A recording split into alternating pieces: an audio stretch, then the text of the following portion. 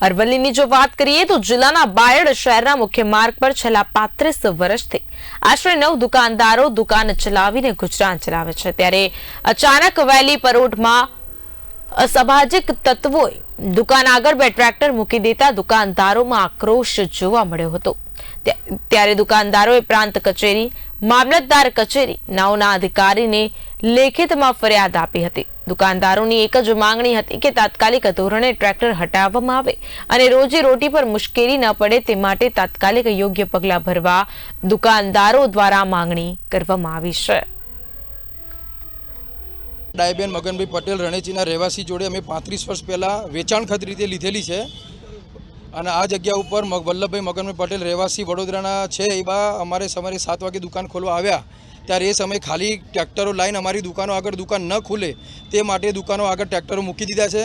અમારા રોજીરોટી માટે અમારે ધંધો ન કરી શકીએ એટલા માટે અમે આ પગલું ભરેલું છે અને એ અમને એમના છોકરો જિલ્લા અધિકારી જિલ્લા સદસ્યમાં હોય એ ભાઈ એમનો દુરુપયોગ કરીને અમને ખોટી રીતે સત્તાનો દુરુપયોગ કરી અમને ખોટી રીતે હેરાનગતિ કરી રહ્યા છે। એટલે સાહેબ તમે આનો ગમે તે કોઈ નિર્ણય લાવી અમને રોજીરોટીનો ન્યાય આપો।